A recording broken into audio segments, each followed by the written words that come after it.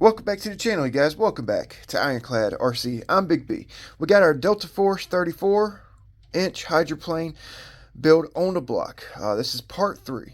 Okay, part 1 we did the inlay. Part 2 I went over everything I'm using for the build and my setup.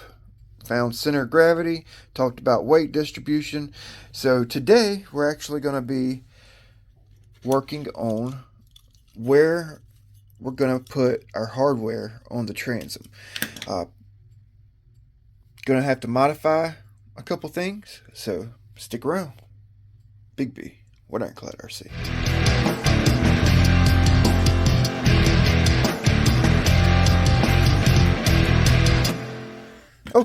Okay, so we got our turn fin, our TFL Popeye rudder, so what comes stock on the Popeye, and our Speedmaster flat bottom mono bracket strut. Okay, this is the extended bracket. I bought this because I was contemplating, running it, but after seeing this boat in person, like realizing how long the tunnel is, I don't think I'm going to use this bracket in its stock form. Okay, we got my center line marked on the transom. I'm not going to offset my strut. The tunnel on this boat's long enough that I don't feel I need to like offset my drive line. Okay, if it were like a shorter tunnel, or felt like I was going to get a lot of prop walk. This is a long hull, and I don't think we're going to get a whole lot of prop walk, so I'm not going to really offset it. Going to run it dead nut center. Okay, and you see how far this mono strut sits back. Okay, and my prop's going to be right here. Okay, I want to run this rudder in its stock form. You feel me? I want to run it in its stock form, and I think this rudder blade will be too far forward of my propeller with the stock length on this strut. So I think we're going to cut the strut bracket, basically cut it right here, re-drill a hole so we can tuck the strut under the transom. Okay, if I were to run the longer bracket, I feel like I would need to run a block on my rudder if I wanted to use this rudder. Now I really want to get a Speedmaster rudder, the 1-inch Speedmaster rudder assembly, with a 1 5/8 inch setback. That's what I wanted to get. I just didn't have the funds to pick it up, so I'm kind of using what I got. I think that this TFL rudder will work perfect. It's got a taper on it. It's going to be low resistance, not a lot of drag, should cut the water, and I just need to get my strut modified so we can run everything kind of tucked in tight to the transom, you know.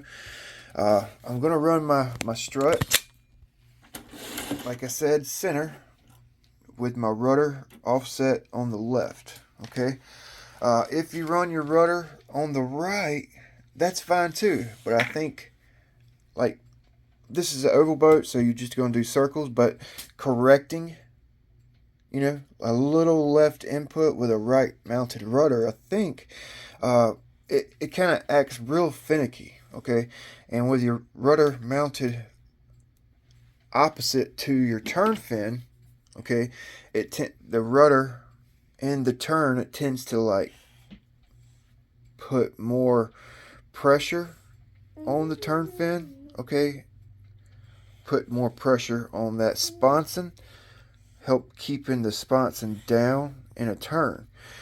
And I think the farther out you go, the more leverage gets put on that sponson.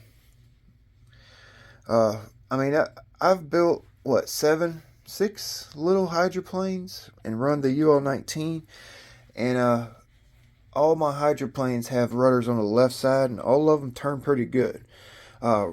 Riggers, which is a form of a hydroplane, run their rudders on the right side, because the tub can be offset, the sponsons can be adjusted, toe in and toe out, and the footprint is different than the hydroplane, so they can get away with running their rudder on the right hand side.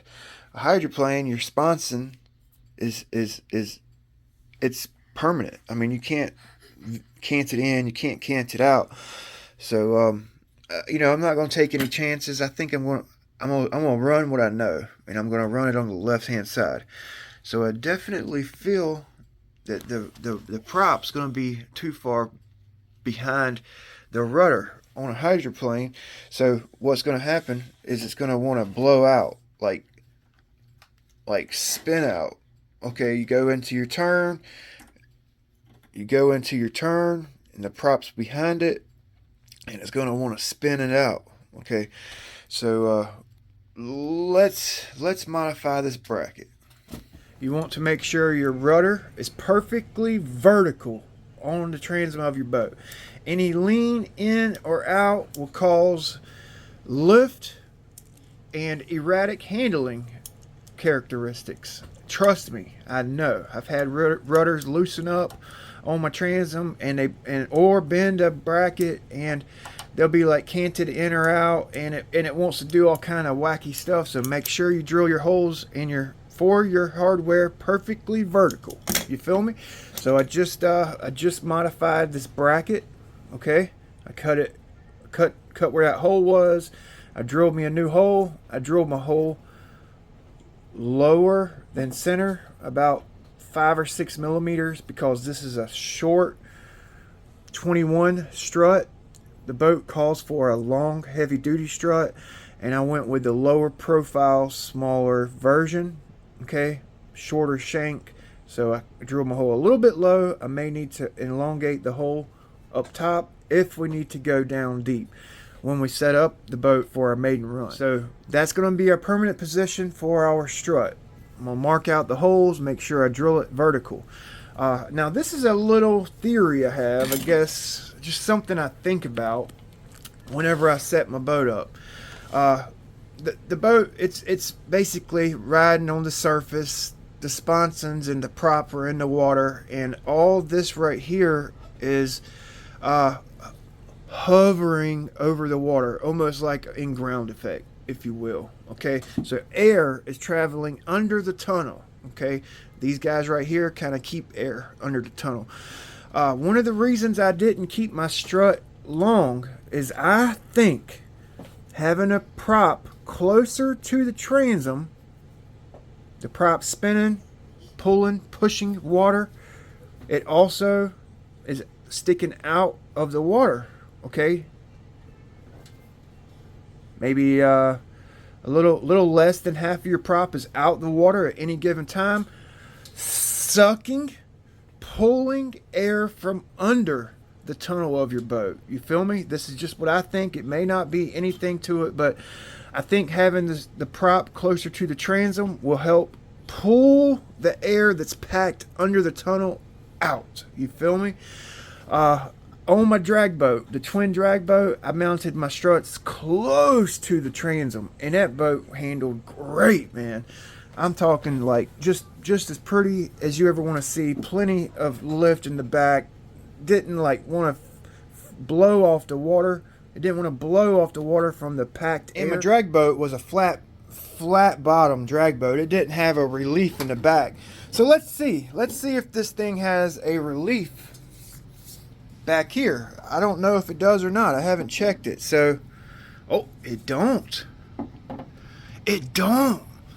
have a relief back here, huh? Oh wow. Because I want to live life on the wild side. Okay, so yeah, we're gonna go with it. All right, I'm gonna make sure my marks are on the money here.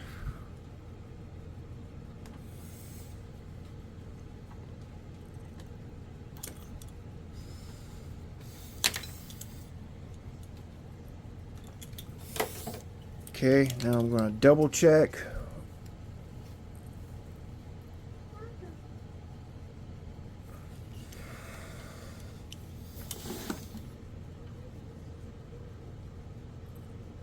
Okay, let's go for it, boys.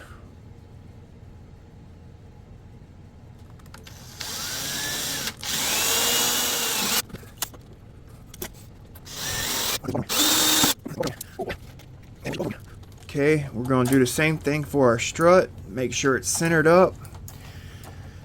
This is just temporarily mounted. I know it's going to be a long build series, but I'm not going to stretch it out too long for you guys. Once I get this mounted up, this is really the stuff you have a lot of questions, or I have a lot of questions with, making sure this stuff's on right. Everything else on the inside of the boat's fairly simple. You know, once you get the back of the boat ready, everything else kind of falls into place. My opinion. I'm still waiting on that stuffing tube. I would love to go ahead and mount up that stuffing tube, but I don't have one long enough right now. So it should be here in a few days. I can't believe I went that wide out, but I think I'm on the right track. Longer tunnel, more of an angle to my turn fin, my pivot point. I think it's gonna handle good. I'm excited. I'm really excited. All right, so I got my rudder mounted. I just checked it with my square. It's perfectly vertical. Don't want it leaning. Perfectly vertical, period. Now we're gonna mount this strut. Now I'm really I want to run it dead nut center. Okay, dead nut center. The motor will be mounted dead nut center. The ESC center, keeping my center of gravity, my weight distribution in the boat centralized in the hull. It's a longer tunnel. It's a long boat. I'm contemplating offsetting my strut. I don't think it needs it. I really don't. I really freaking don't. Okay, it's an oval boat though. So check out the little 120 right here. When I say offsetting my strut, my drive line, see the sump bottom, it's centered in the tunnel, right? The drive line is offset to the right. Okay. Oh well, look at that. The rudder on this boat is offset from center. It's actually way off center. Almost reminds me of this one. Huh. That's cool. That's good to see. So I know I'm kind of on the right track. You know, I'm contemplating offsetting drive line on this boat now. Offsetting the drive line will help with prop steer, prop walk, torque roll from running bigger props. Now, this is an oval boat, so I've got a 1600 kV motor. To get any speed, we're going to have to run some diameter and or pitch. Lower kV motors got some torque, getting on it hard. Usually in an oval you're on it the whole time, so on and off, we'll be on and off of it a little bit here and there, so we really don't have to worry about it torque rolling over, prop walking real hard. But we will be running a decent sized prop, I would imagine somewhere in that 645 millimeter range, pitch 445, 447, medium lift, ABC 1816 ish range prop. So aggressive style props I'm planning on running. I'm oh man, I'm really. You can also angle your drive line a little bit for an oval boat, and I'm contemplating that. So I got dead nut center marked here. There's actually a little crease in the hole right there, and you know, like a mold mark from the factory center line there, and we're going to check it here just to make sure we got it centered up.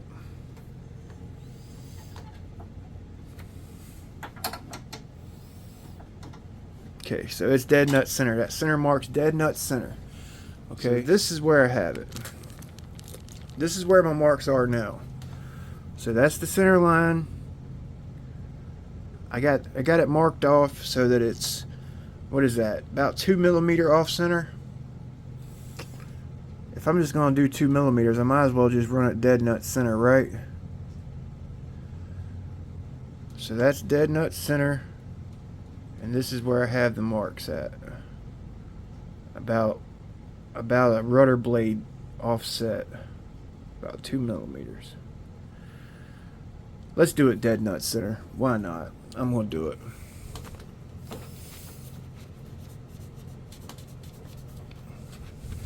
Actually, let's measure the height of this rudder, and that'll kind of be a good place.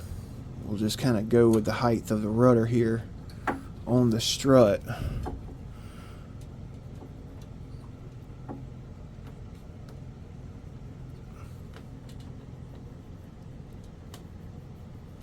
Okay, so we'll use those marks as our reference. I'm gonna go just a little bit lower, get it centered up perfect here.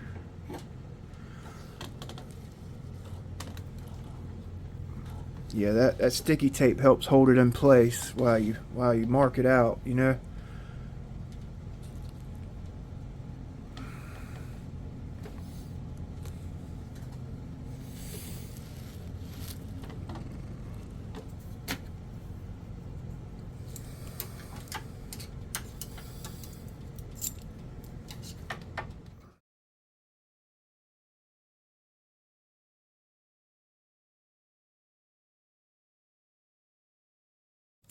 So this strut right here is actually mounted up with 440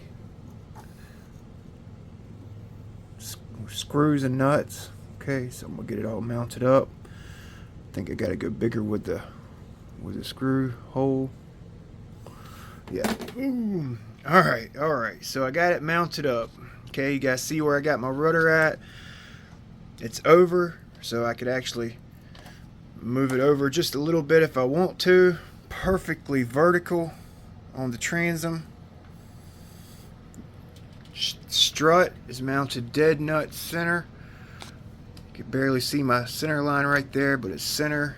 Got it basically the same height as my rudder.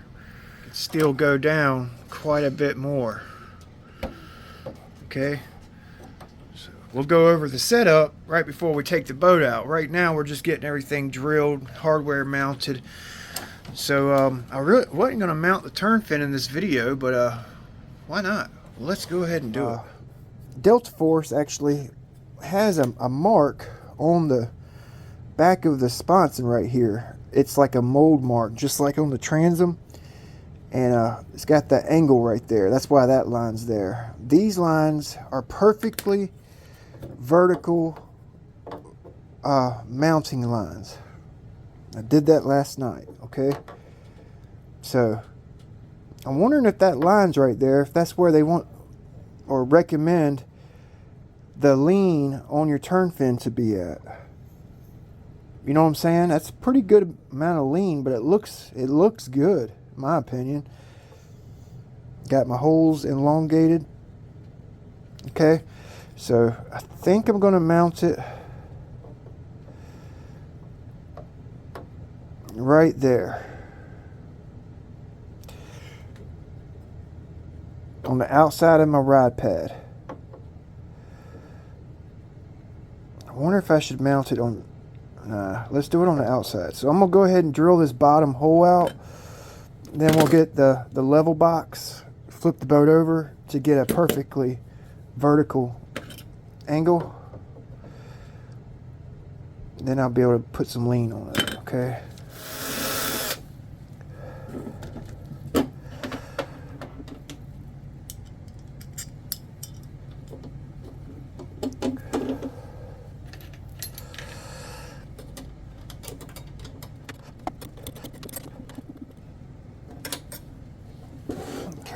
let's see where the toe in or toe out lands at in relation to the sponson.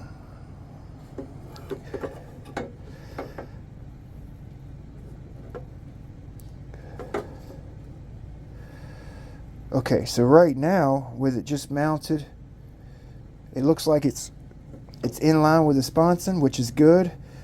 I tend to run a little bit of toe out on my UL19, just a little bit, but parallel with the sponson is good.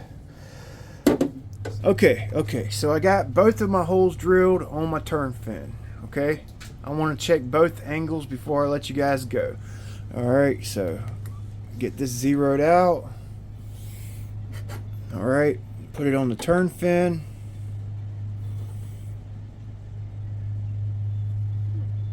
Oh, it's on the money pretty much. Pretty much on the money. Oh, yeah. It is. It's on the money. Perfect. Alright. 0 degrees, perfectly vertical. Alright. It probably won't run that too often, but we got it if we want it. Okay, so let's lean it in. Alright. Let's see, is that as much? Alright, that's as much as she'll go right there. About 13 degrees cant in. That's good. That's good. So we'll mess around and finish it up in the next video. We'll put the backer plate on. I got all my hardware pretty much mounted. Got the strut, the rudder, and the turn fin. I put a lot of thought into mounting my hardware, and I think we're on the right track. I really do. I think we're on the right track, and we'll mount the servo, do some stuff on the inside, get the steering worked out in the next one. And I'm going to let you guys go to videos long enough. Thanks for watching. Hopefully you guys learned something with me. Hopefully I steered you guys in the right direction. Correct me if I'm wrong. We'll see you next time. Thanks for watching.